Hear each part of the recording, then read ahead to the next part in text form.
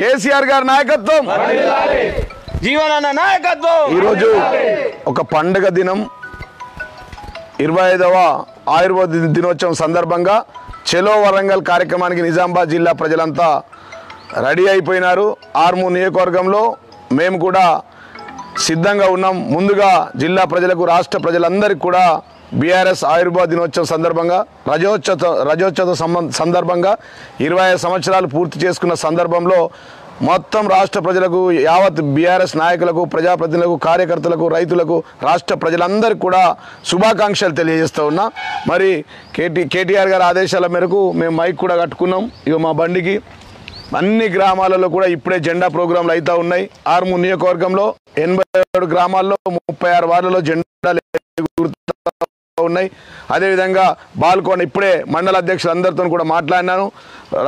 జిల్లా వ్యాప్తంగా Balkonda, Armoor, Nizamabad urban, Nizamabad rural, Bodhan, Banswada నియోజకవర్గాల్లో జెండా ప్రోగ్రాం ఎక్కడికక్కడ జెండాలు గుంజుతూ ఉన్నారు, కండువాలు వేసుకున్నారు. ముఖ్యంగా ఆర్మూర్ నియోజకవర్గ మా నాయకులందరికీ టీషర్ట్లు, క్యాపులు పెట్టుకొని మరి ఈ మైక్ కట్టుకొని బయలుదేరడానికి సిద్ధం ఉన్నాం. మరొక అర్ధ గంటలో మేము బయలుదేరుతాం.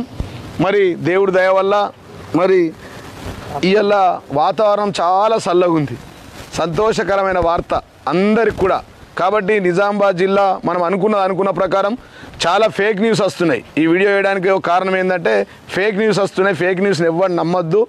బ్రహ్మాండంగా దేశ చరిత్రలో కనివిని ఎరగని విధంగా 25వ బీఆర్ఎస్ ఆయుర్వేద దినోత్సవం జరగబోతా ఉంది. యావత్ తెలంగాణ ప్రజలంతా 4.5 కోట్ల మంది ప్రజలు ఇవాళ కేసీఆర్ స్పీచ్ కోసం వెయిట్ చేస్తూ ఉన్నారు. ముఖ్యంగా మన నియోజకవర్గంలో మనం 9 గంటలకు అనుకున్నాం. అంబేద్కర్ చౌరస్తాలో జెండా ప్రోగ్రాం చేసుకొని, గులాబీ జెండా ప్రోగ్రాం చేసుకొని అక్కడి నుంచి మనం నేరుగా డిచ్పల్లి మీదుగా, కామారెడ్డి మీదుగా, సిద్దిపేట మీదుగా, ఉస్నాబాద్ మీదుగా ఇందిరానగర్కి వెళ్ళి అక్కడి నుంచి ఎల్కతుర్తికి మన సభకు చేరుకుంటాం. అక్కడ మన పార్కింగ్ ఉంది. మరి అందరు ఇప్పుడే సద్యాన్నం కట్టుకొని కార్లలో, బస్సులలో పెట్టుకున్నారు. అందరితో మాట్లాడిన దాదాపుగా మండల పార్టీ అధ్యక్షులందరితో కూడా 9 నియోజకవర్గాల మండల పార్టీ అధ్యక్షులతో కూడా మాట్లాడడం జరిగింది. వాళ్ళంతా కూడా సిద్ధంగా ఉన్నారు. గ్రామ శాఖ అధ్యక్షులతో మాట్లాడినాం. ఆల్రెడీ అన్ని రకాల బస్సులు, అదేవిధంగా స్కూల్ బస్సులు, అదేవిధంగా ప్రైవేట్ కార్లు, మరి వ్యక్తిగత కార్లు, మన అన్ని కార్లు కూడా ఊర్ల నుంచి బయలుదేరి ఆర్మూర్కి రాబోతూ ఉన్నది.